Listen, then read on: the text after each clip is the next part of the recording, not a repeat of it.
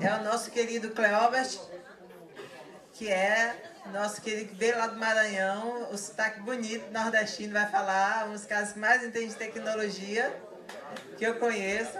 No Amigo Secreto, gente, que a gente faz no Hospício Digital, ele foi, todo mundo queria o cérebro dele, e ele não doou. Foi? Só o cérebro. Mas dando andamento aqui, chamo ao novo palestrante, ele que é servidor federal, especialista em segurança da informação e direito digital, membro e consultor da Comissão de Direito Digital e Compliance da OAB de São Paulo, é o Dr. Cleobert Santos, com o tema aí Fake News e Tecnologia. Por favor. Obrigado, bom dia. Então, pessoal, vou mudar aqui de cadeira para a câmera me pegar, que eu não sou bobo, né? Eu quero agradecer de antemão a presença não só dos meus alunos, dos Damasos que estão aqui, né? Em primeiro lugar, o pessoal que está assistindo online, mas também ao presidente, né, Luiz Viana, a minha colega, a doutora Tamiride, e ao Leandro, em especial, claro, também aos demais aqui presentes, né? Para mim é uma honra enorme estar aqui novamente. Eu passei o Réveillon do ano passado para esse aqui em Salvador. Fiquei aqui uns 12 dias, né, conhecendo, não conhecia a capital, gostei muito e acho uma cidade muito aprazível, inclusive. Então, como disse o doutor, a gente vive, segundo Bauman, tempos efêmeros, né, que a mídia agora coloca como o tempo deslizante.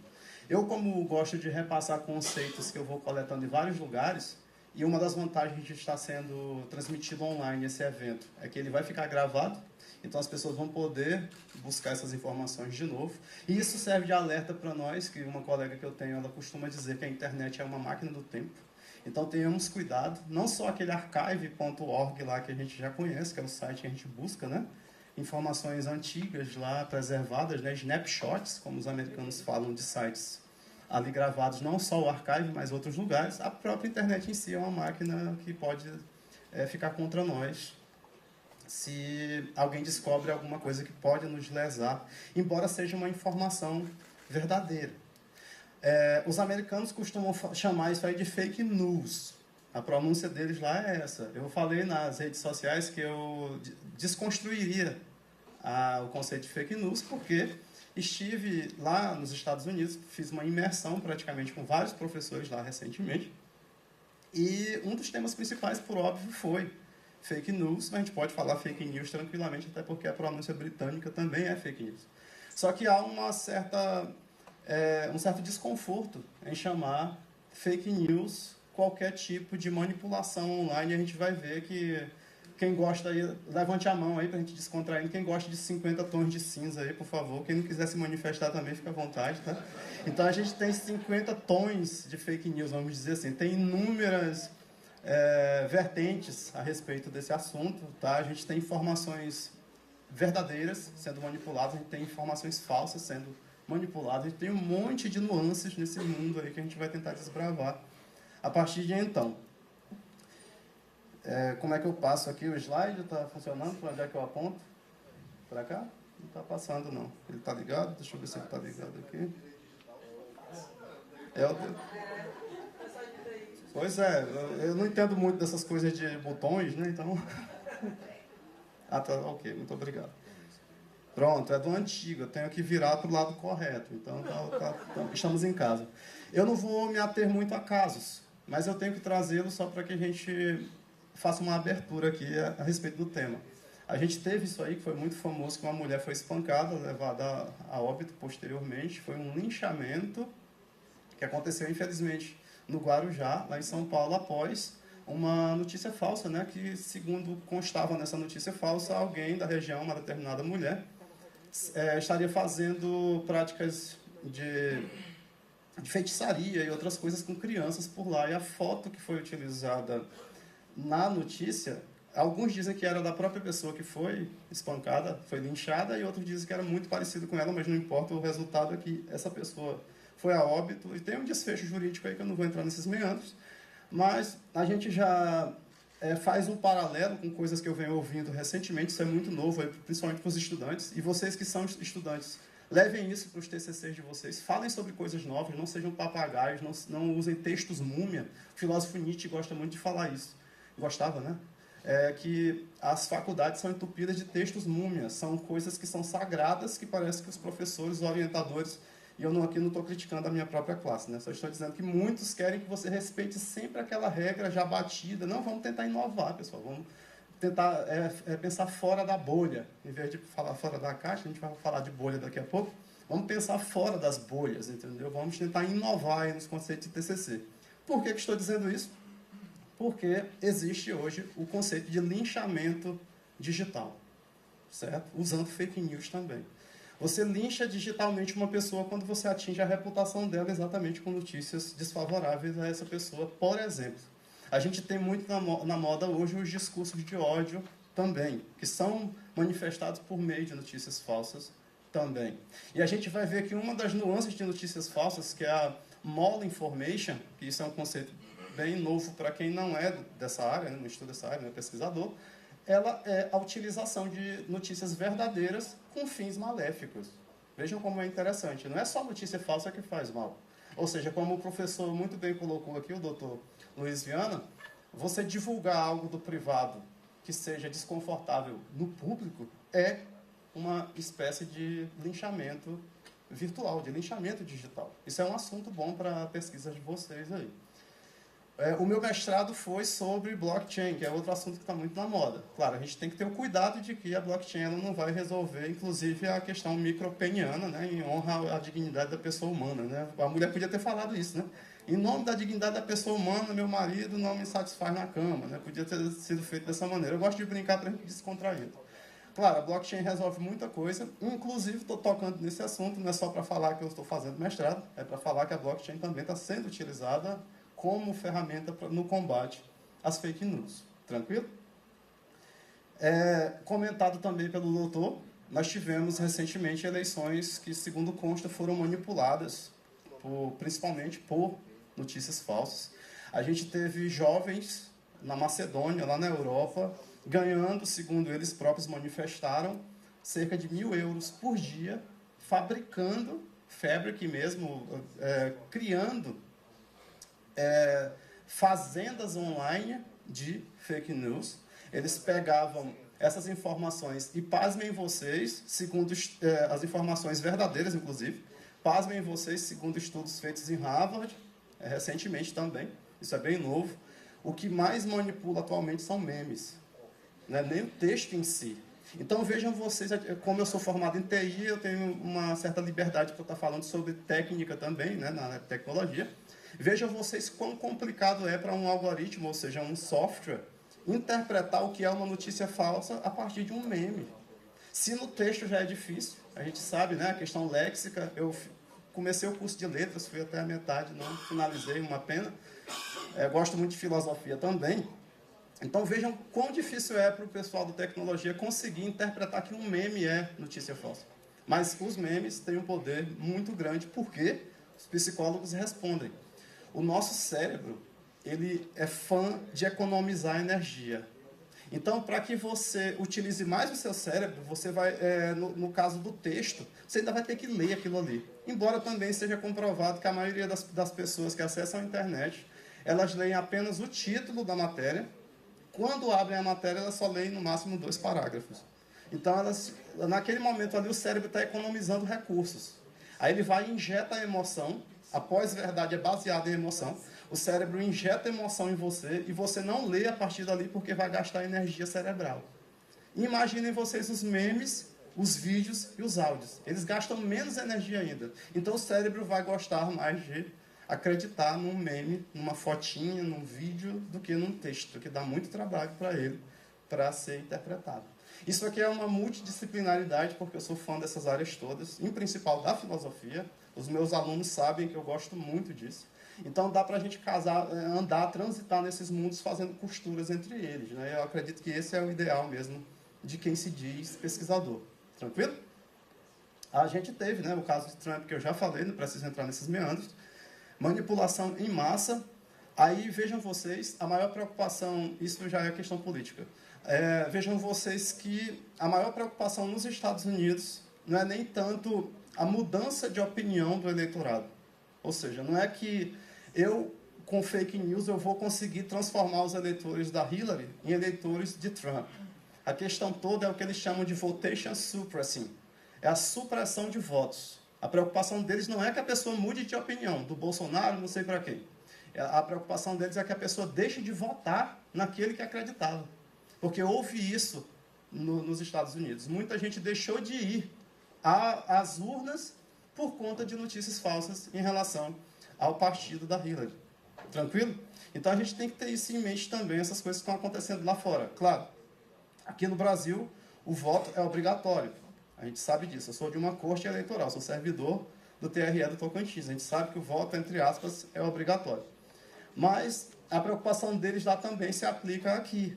Será que eu vou, por exemplo, agora nas eleições suplementares no Tocantins, a gente teve uma evasão muito grande. O número de não votantes, de votos nulos e votos em branco foi superior aos votos válidos, pela primeira vez na história do Brasil. Ou seja, as pessoas não estão muito afim de votar. E isso tudo pode vir desses efeitos aí de notícias falsas, do momento político que o Brasil vive, que eu também não vou entrar nesses meandros aí, não é o caso aqui. Mas só para a gente ir costurando aqui o que eu estou tentando passar. Outro exemplo famoso foi o Brexit, ou seja, Britain Exit, ou seja, a saída da Grã-Bretanha, do Reino Unido, do bloco europeu, certo? David Cameron, à época ministro do Reino Unido, ele propôs, achando que ia vencer, que fizesse um referendo para permanência ou para retirada do Reino Unido do bloco europeu. E 51% das pessoas disse que era para sair, por conta de fake news. Vejam vocês o quão poderoso é isso. E por que esses dois exemplos em especial? Exatamente porque aí foi cunhado esse termo. São dois marcos aí na nossa história que trouxe à baila essa expressão que está tão na moda, mas que muitos pesquisadores acham que é incompleto, chamar isso tudo só de fake news. Mas isso é o que está na moda e a gente vai respeitar a moda também, porque a gente não pode virar as costas para o que existe, como pesquisadores também, por mais que a gente não goste. A gente não pode virar as costas para aquilo que a gente não compreende e a gente sabe que existe, né? Então, vamos lá. Isso aqui é bem rápido, eu vou tentar ser bem sucinto, até por conta do tempo também dos demais colegas, né? Mas eu vou dar pinceladas aqui e estou mais jogando na mesa questões que ainda são nebulosas para nós, da área de pesquisa, para o pessoal do direito, da tecnologia, etc. O MIT chegou à conclusão, em suas pesquisas, de que notícias falsas viajam numa velocidade maior do que notícias verdadeiras. Isso é uma preocupação. Voltando aqui para o Trump, também foi constatado, segundo pesquisas, né, do pessoal de Harvard e de outras instituições, que a notícia falsa ela tem um peso até maior do que a notícia verdadeira. E eu cito como exemplo o próprio caso do Trump, quando uma notícia falsa foi fabricada dizendo que o Papa ele apoiava Trump. E depois o Papa negou. Então fizeram leitura de trends, né, de tendências de crença nessas notícias, e descobriu-se que, infelizmente, a notícia falsa tinha mais peso dentro da sociedade do que a notícia contestando a sua veracidade. Ou seja, a notícia verdadeira ela não tem tanto peso quanto a falsa. E a gente vai ver isso nesse assunto desse slide e também no outro slide sobre pós-verdade. Isso aqui eu vou ser bem rápido, já falei e vou repetir só mais essa vez. Eu estou lançando sementes na cabeça de vocês para que vocês pesquisem mais depois, porque o tempo é muito curto para a gente acessar os pormenores de cada uma dessas coisas, por óbvio, né? Não é um curso, é uma palestra. Os estudiosos da comunicação, eles dividem, como a gente faz, nós somos seres humanos, a gente gosta de dividir as coisas para uma melhor didática, né? A gente tem, dentro da comunicação, essas divisões. Por exemplo, a sedução. Quando você é sedutor, o seu argumento é a própria sedução. Você consegue convencer as pessoas porque você fala bonito ou porque você é belo aos olhos dessas pessoas. Então, é uma das camadas aí de comunicação que podem ser utilizadas para manipular também. A persuasão, embora seja bastante famosa, mais até do que a própria sedução, ela dá muito trabalho. E eu já expliquei para vocês. O nosso cérebro ele não gosta de gastar energia. Então, a persuasão, para você persuadir, você vai ter que usar argumentos. Você vai dizer para a pessoa que eu estou segurando aqui um Lamborghini ou um Camaro na mão, mas só que eu estou mostrando para vocês que não é um carro que eu estou segurando na mão. Eu vou ter que criar muitos argumentos para convencê-los de que isso aqui, em determinado país do mundo, também é chamado de carro. Sei lá, estou dando um exemplo aqui bem abstrato, só para que vocês entendam que isso dá muito trabalho. Embora a maioria das pessoas tente, principalmente o pessoal da academia, convencer por meio dos argumentos, né? O mais poderoso, segundo os psicólogos, é a manipulação. É o mais eficaz. A manipulação, você faz com que a pessoa pense ou se comporte de determinada maneira a partir de insights externos que dispensam até argumentos. Tranquilo? Então, sedução, vamos dizer, fica em segundo lugar. Manipulação, o mais poderoso desses instrumentos, dessas ferramentas. E a persuasão em terceiro. Mas eles se complementam, né? A gente pode usá-los todos juntos para práticas de manipulação. E as fake news trabalham com isso. Principalmente a questão emocional. Vamos andando. Temos aí também, para nossas pesquisas outras, sinônimos de fake news. A gente tem disinformation campaigns. Já surgiu uma placa com tempo esgotado aí para mim. Eu vou ter que correr aqui bem mais rápido do que eu imaginava, né? Mas, enfim. Deve ser fake news, ó. Bem colocado. A própria placa já é uma notícia falsa, né? Então, a gente trouxe esses exemplos aí para vocês, que eu posso destacar entre eles. Weaponized Information, que é a transformação de informação em arma. Estudem sobre isso, é muito interessante. Quando países plantam esse tipo de informação para o que eles chamam também de Information Warfare, que é guerra cibernética usando informação. O mais interessante que eu acho desses assuntos, pelo menos do que eu estudo, é o Cognitive Hacking, que é quando você hackeia a cabeça das pessoas. A manipulação é uma forma de hacking na cabeça das pessoas. É uma forma de você semear ali na cabeça delas coisas que vão fazê-las pensar diferente do que elas pensavam, fazer elas agirem de maneira diferente do que elas agiam. E as fake news trabalham com isso. Quando bem feitas, então, podem inclusive manipular uma pessoa como eu, com certeza, num primeiro momento, né? Depois eu vou pesquisar, claro. Que a gente chama de fact-checking, e vamos já falar sobre isso. Outro assunto muito interessante é a última linha, que é Data Infidelity. Um alerta aí para o pessoal que vai trabalhar com compliance, principalmente. O que a gente tem hoje no mundo é a autenticação baseada no usuário e não nos dados. O ideal, segundo o que eu estudo, é que seja nos dois. Por quê? Eu pego um token, além de eu emprestar meu token para alguém, né? Eu pego minha assinatura digital, plugo num sistema online qualquer, e a partir dali o sistema acha que eu posso manifestar meus dados da maneira que eu quiser. E já é comprovado que muitas vezes a autenticação só no usuário ela é muito danosa. Por quê? Por acidente ou propositalmente a pessoa pode informar dados falsos. Notícias falsas, etc, etc, informações falsas, viu, doutor programador? As pessoas podem inserir notícias falsas ali dentro, criando esse efeito chamado de infidelidade dos dados. Isso aí é um mundo por trás disso. Eu só estou aqui pincelando essas coisas para que vocês abram a mente nesse tocante. Tranquilo? A gente nós conseguimos comprovar que nós somos o usuário que deve acessar aquele sistema. Mas como é que o sistema sabe que, a partir dali, as informações que eu estou lançando nele são, de fato, verossímeis? Essa é uma preocupação do pessoal da TI hoje e do direito também. Ainda mais com um projeto de lei em andamento de proteção de dados aqui no Brasil, né? E projetos que já viraram lei lá na Europa, por exemplo. Isso tudo está casado para a gente não fugir da moda. Então, alguns dos itens que compõem aí o modus operandi na criação, né, na disseminação de notícias falsas aí mundo afora. Claro, um dos itens é a própria criação das notícias falsas. Outro que eu acho interessante é que hackers são contratados, ou eles próprios são os criadores das fake news, para remover conteúdo válido. Ou seja, além de lançarem notícias falsas na internet, eles também fazem de-ranking de conteúdo legítimo. O que é de-ranking de conteúdo legítimo? A gente sabe que quando a gente acessa o Google e digita alguma palavra para buscar ali no Google, ele vai exibir várias páginas de resultado, dependendo do que você informou. Os primeiros resultados, em tese, são informações mais acessadas, por exemplo. por trás daquilo ali tem algoritmos da própria Google que a gente mesmo desconhece. E há pessoas interessadas que esses algoritmos sejam transparentes. Né? Já que eu lembrei, eu vou tocar num assunto rapidão antes de entrar nesses tópicos aí. É coisa rápida, porque isso é muito importante.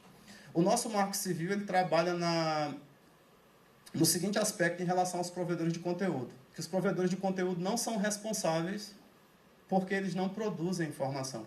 Já há pensamentos contrários, e o meu é contrário. No momento que eu tenho um algoritmo que manipula o que informa para o usuário, isso é uma forma de criação de conteúdo. Né? A gente começa a pensar de maneira diferente quando as pessoas dizem coisas diferentes para nós. Por isso que o diferente é tão bom para a nossa vida. E por isso que as fake news fazem tão mal, porque elas apoiam as nossas crenças internas. E a gente termina gostando mais das notícias falsas, porque elas apoiam essas crenças, e a gente tenta não ver, a gente afasta aquilo que não apoia nossas crenças internas, porque nosso cérebro não gosta de gastar energia com o novo. E a gente tem que ter muito cuidado com isso. Voltando ao deranking, o que é o deranking? É a despromoção das páginas de notícias verdadeiras para que elas apareçam em buscas bem longínquas. E também há pesquisas mostrando que as pessoas geralmente não passam da terceira página do resultado de busca.